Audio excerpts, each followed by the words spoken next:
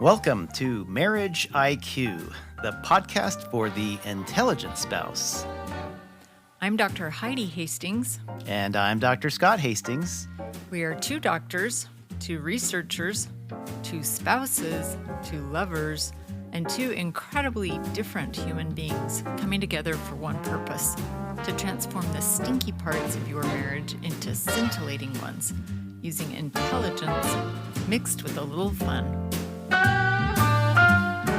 Hello, we welcome you back with open arms to another exciting episode and are so happy you've decided to take time out of your busy schedule and your busy day to listen to us, your most humble and adorable servants. You are intelligent, you are scintillating, you are becoming, you are loved.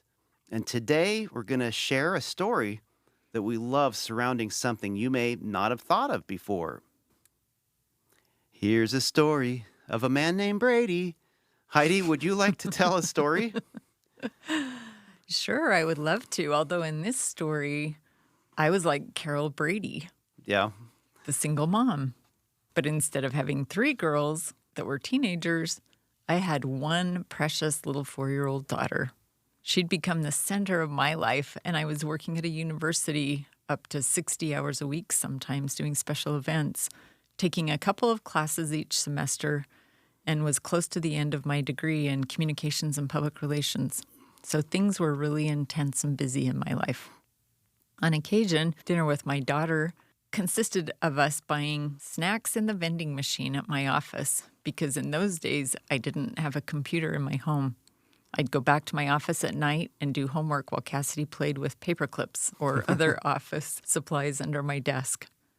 Scott, unlike Mike Brady, was a single guy, a psychology major, music minor, and an intense pre-med program on top of that.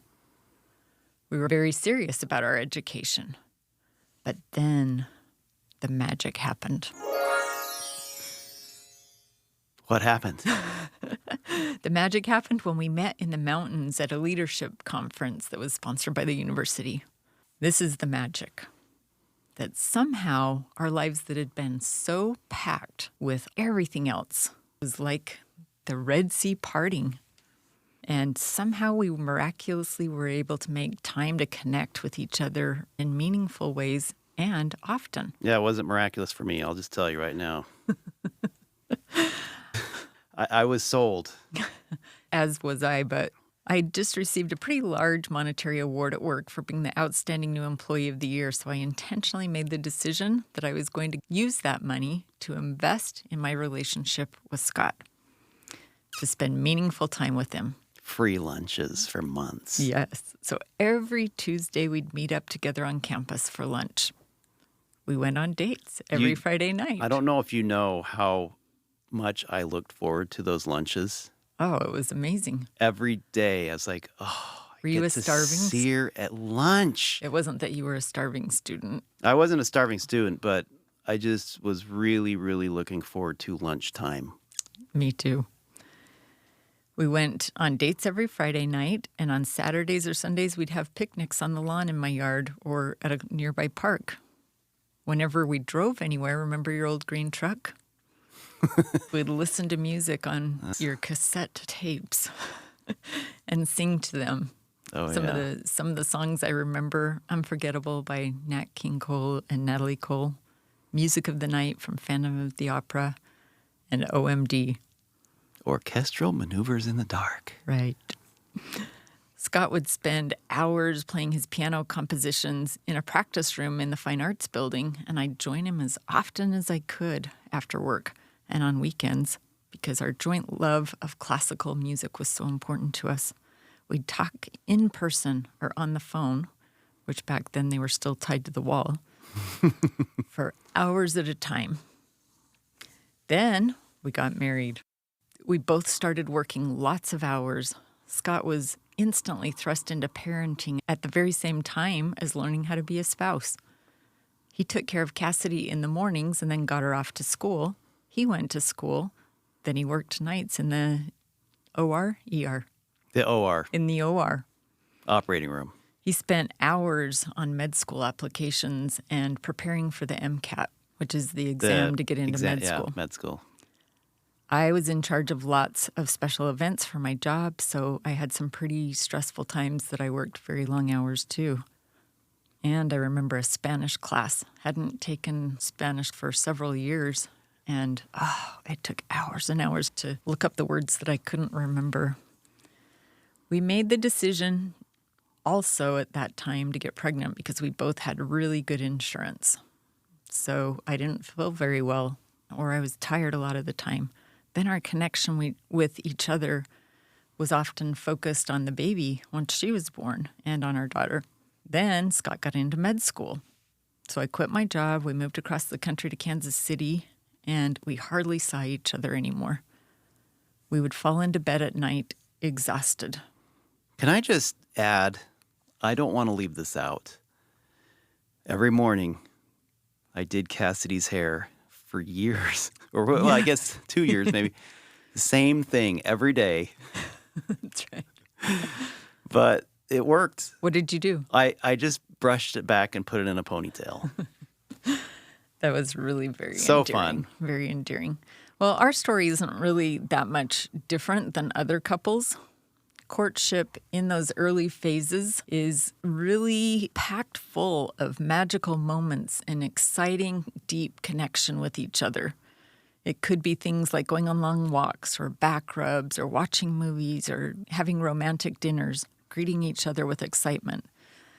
But research shows that after a year or two of marriage, for many couples, work, hobbies, friends, especially as they enter into parenting, and I can't forget higher education responsibilities, things start to change. Similar to buying a car, we put the big investment up front, hoping that we won't need any maintenance along the way for quite a while. But with cars, after a while, things start breaking down. They need maintenance. Yep. And in marriage, the same thing. The decline in feeling connected to each other may be imperceivable for a while. They may not even notice that they weren't making time to talk with each other. Yep. More and more space grows between the partners, and sometimes this causes anxiety and contention, which causes even more disconnection. Yep. Then the couple's points of connection are abandoned, sometimes for connecting points with the children, like, oh, yeah. We need to attend the children's ball games. We need to help them with their homework. Yep. We need to read them stories. All of the things that help our children feel safe and secure are great. Don't get me wrong about that. But it's when we are ignoring that time with our spouse that things continue to escalate into areas that get pretty messy. Often couples in those stages become more like roommates, only talking when passing through the room or when negotiating household duties. Eventually, they may even wonder why they're still in a relationship that is not fulfilling at all. It's at this point that a lot of couples head for couples therapy, and they may even be considering divorce. No. Dr. William Doherty from the University of Minnesota is a professor of marriage and family therapy who's been working with legislators, lawyers, clergy, mediators, and all kinds of people to help couples prevent divorce. And one of the big tools that he uses in his own therapy practice to help couples repair their marriage when it's declined like that is to teach them how to intentionally create rituals of connection. I heard the word intentional. Yes, one of our cornerstones. So for this episode, we're largely leaning on his research as well as the work of Dr. John Gottman, who we often talk about on our podcast, both who have researched the role of rituals in creating meaningful and strong marriages. We might even say, you and I, Scott, that rituals have the capacity to help marriages become scintillating. Yeah. We are really, really grateful for the rituals that we've kept during our early years in med school that kept us from becoming disconnected. Our weekly dates, I held on to them tightly. Sometimes we'd get weekend getaways just overnight, and we usually had a baby toting along with us. Yeah. And just those times together, listening to music together, taking a walk down the park together, Yeah, we loved that. Became kind of a ritual. There was a beautiful park down in Parkville. We'd take time to do that. And that was very meaningful. So what are rituals from a more broad perspective? Well, rituals shape the human experience and develop in us a sense of belonging. So there are two aspects to rituals. The first is a physical aspect, and the second is a psychological aspect. Okay. Physically, a ritual typically has a prescribed set of steps or of actions that are formal and repetitive. They're going to be done over and over. So this is structured, and you can count on it happening. You know when it's going to happen, and you know what it is that's going to happen.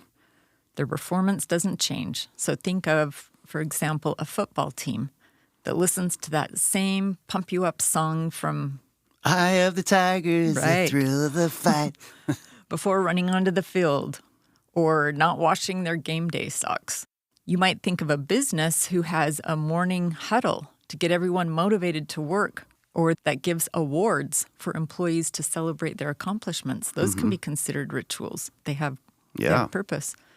In religion, rituals might include activities such as baptism or prayer or Passover dinners. Yeah. Family rituals might also include things like saying, return with honor when your children leave for school, or having hot chocolate chip cookies ready for them when they get off the bus.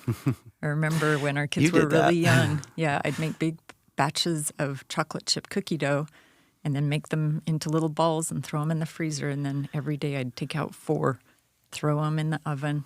Our children had the idyllic childhood, let's just be honest here. Parts of it are pretty idyllic for sure. And at bedtime, I remember I would read to the kids. Yeah. And we read out of several different books. I think most recently, The Diary of a Wimpy Kid. We would just howl and laugh. I think they enjoyed hearing me laugh more than they actually liked the book. Because when you laugh really hard, you snort. Oh, the They kids get loved such a kick out of that. Yeah. That was a great family ritual. And then I remember also we made up a little saying when we'd put them in bed. Good night. Sleep tight. Don't let the bed bugs bite. I love you and I like you. I like you and I love you. Angels on your pillow. Boop, boop, be doo. Woo. We built on it phrase by phrase. And then the last phrase was happy. And then Whatever the next holiday is. Yeah. Yep. So we let the kids be involved in creating that ritual. Each of these actions that we do in a ritual has a very specific purpose or meaning associated with it. The exact same actions to someone else could look silly with no meaning. Like when you think of saying that little thing that we said, if it wasn't a term of endearment, they'd think, oh my gosh, you guys are so You're weird. Yeah. You're Well, so we're weird silly. anyway, but I mean, it's just piles on. It is. So then psychologically, on the other hand, rituals can bring a sense of security and belonging. There's research by Hobson et al. From the University of Toronto in 2017 that shows that rituals can decrease anxiety, OCD, and distress. Think about it. When people are anxious or when they have OCD, Yeah. they often start performing ritualistic yeah. types of behaviors to help themselves soothe. So if we put rituals intentionally into our family life, it can help them cope with that. Very interesting. I Yeah. had not thought of that. Yeah. Rituals also help with social connection by helping the group, whether it be a football team, a religious congregation, a business, a family, or a marriage, be more unified and better participate within the culture of that social group. Research also shows that rituals create connection. They bring confidence, they dispel anxieties, they bring discipline. Rituals also help define our identity. They help us Ooh, identify. another of the 4 cornerstones. Yeah. Identity. Do we have any rituals you can think of that we have used to help identify who we are as a family? Yes. Just off the top of my head, we review our family proclamation every marriage retreat that's hanging in our main room in our house, framed. This is who we are. That's a ritual. And I really love it, actually. Sounds awesome every time we read it. I think we have lots of rituals surrounding music in our family. We had a period of time where we would sing together before bedtime. We've had rituals where we do karaoke every time we get together still, even now. So that's who we are, and that's why we do it. Help us to identify, define our identity. Right. Yeah. Other ways that might happen is for a couple or a family to celebrate the Day of the Dead. Are they just going through the motions doing it because it's funny or it's fun, or is it intentionally to help them stay grounded in Hispanic heritage? That's what makes it a ritual. Okay. Rituals are an important and meaningful way also to celebrate rites of passage, like marriages, like starting school, children leaving for college, birthdays, Mother's Days, and important holidays. Hobson also found that rituals are the antidote for disconnection and overreactivity. I don't know why this would be. I mean, I do know the disconnection, but the overreactivity, do you think it's just because they feel safer? Yeah, it has like a grounding effect.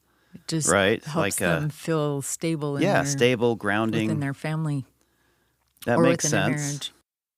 That makes me think of the history. I was just thinking about this earlier, the thousands of years of human history, how different cultures, different groups, different tribes, different ethnicities, languages, these people over the years had this common thread of creating rituals, whether it's being married in the Jewish tradition under a canopy, whether it's a tradition of attending a religious service on Sunday, whether it's a tradition of praying to a pagan god by the Mayans, or these tribes in Africa, they have these rituals that create meaning and order in their life.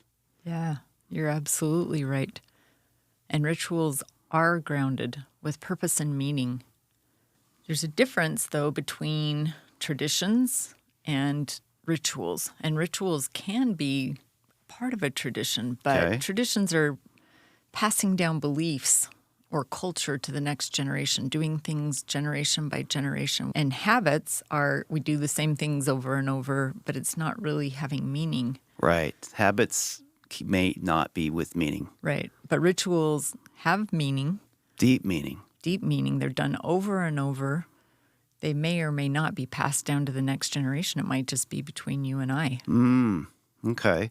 So traditions and rituals maybe have a little overlay there. Right. I would say so. For an example, Thanksgiving dinner could be either a ritual or a tradition. Do we just get together with our family and eat and watch football? That might be a tradition. But if we make it a meaningful discussion about what we're thankful for, and we intentionally reestablish relationships with extended family, then it could be considered a ritual. Okay. So it's kind of looking at why do we do what we do. Why. If we can attach shared meaning to it, then it can become a ritual. I love that. Celebrating an anniversary by going out to eat in a movie could be a tradition. But if we're intentional about this celebration and we do so with meaning, then it becomes a ritual. Let me see if I understand this correctly. Because this is kind of a new concept for me with rituals. I think I understood a little bit from the outset before this, but I really know a lot more now, or think I do. It really creates a purpose and meaning for you in your marriage and your family by having rituals. It creates a feeling, a sense of security and belonging to a group, a identity that's bigger than yourself. And that group, in this case, is marriage. Right. These rituals create a connection, and sometimes a connection that only you have and no one else. It's a private connection that loops you into this feeling of exclusivity. It really helps kind of define our identity as a man or a woman in our marriage. Or as a couple. Yes, Our together. identity as a couple or as a family. And rituals are important to really celebrate at times, at meaningful times in your life. That's a fantastic synopsis of that.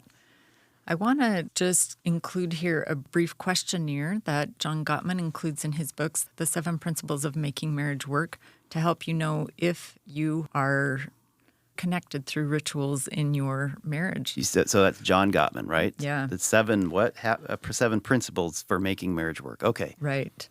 They're all true or false. Number 1, we see eye to eye about the rituals that involve family dinner times in our home. Okay. Number 2, holiday meals such as Thanksgiving, Christmas, and Passover are very special and happy times for us. Or we both hate them. 3, end of the day reunions in our home are generally special times. 4, we see eye to eye about the role of TV in our home. I thought that was very interesting. 5, bedtimes are generally good times for being close. 6, during the weekends, we do a lot of things together that we enjoy and value. 7, we have the same values about entertaining in our home. We have friends over, we have parties, or we don't like doing anything. 8, we both value or both dislike special celebrations like birthdays, anniversaries, and family reunions. 9, when I become sick, I feel taken care of and loved by my spouse. 10, I really look forward to and enjoy our vacations and the travel we do together. 11, spending our morning time together is really special to us. 12, when we do errands together, we generally have a good time. And 13, we have ways of becoming renewed and refreshed when we're burned out or fatigued. So scoring yourself, you get 1 point for each answer. If you scored below a 3, your relationship could use some improvements by putting some rituals in there. If it's over 3, and well, that's a pretty low bar. that's how he scores it, I say. It can probably use some help if you don't have several of those. Marital rituals can create this sense of unity and connection and provide structure, predictability, and do so especially in times that are really stressful. In fact, there's research that shows families who are highly ritualistic and also flexible, that they've learned to master both of those, are the most resilient families in times of crisis. That was something that we taught in the family crisis class I used to teach. So like Dr. Gottman talked about, we can create rituals surrounding when we wake up, when we go to bed, when we leave the house, and when we return to the house. And I know there was a great story I read about a guy that decided early in his marriage he wanted to make time every morning before leaving for his wife. So they ate breakfast together, and then they talked during that time. Just a few minutes. It wasn't very long. And then when they finished their breakfast, he'd pat on his lap. She'd go sit on his lap and put her arms around his neck, and they would take 2 minutes where he'd just say, "Honey, what do you have going on today?" And then she would say the same to him, and then they'd kiss each other, and he'd leave, and that was it. That was not a very long ritual, but it happened every day for many years and really increased their intimacy with each other, not only through physical touch, but also because they knew what was going on in each other's day, so they could later question each other about that. Anything we can do to create talk time rituals is really beneficial. To have at least 15 minutes of talk time during the day with each other is most desirable. But even if it can be a couple of minutes, like what he had while they were eating, it was very intentional. They could have had breakfast together without it being intentional, but the purpose behind it, the meaning behind it was to connect with each other, to talk about feelings.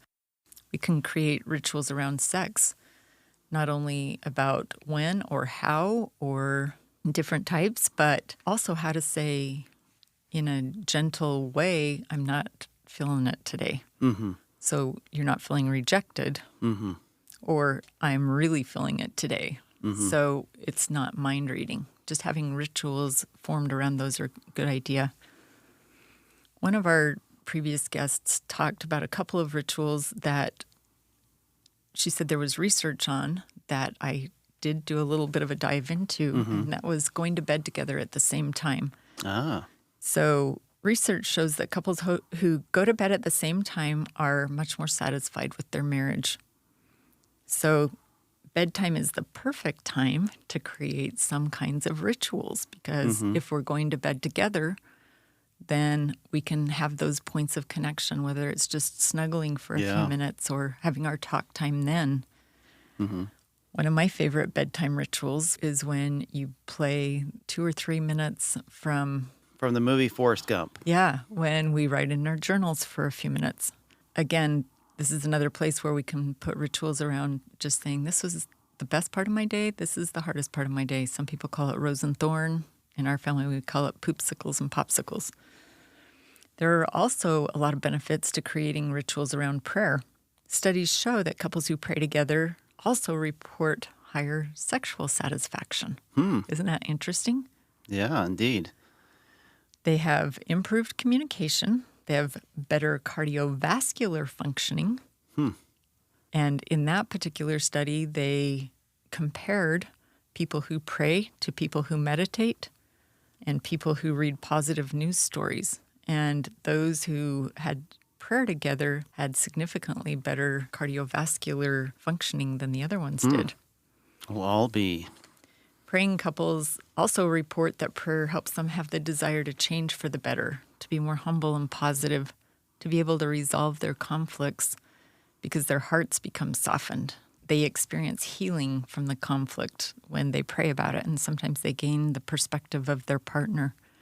So that's interesting how that one ritual alone has so many benefits that have been studied. How do we make rituals work, you might ask?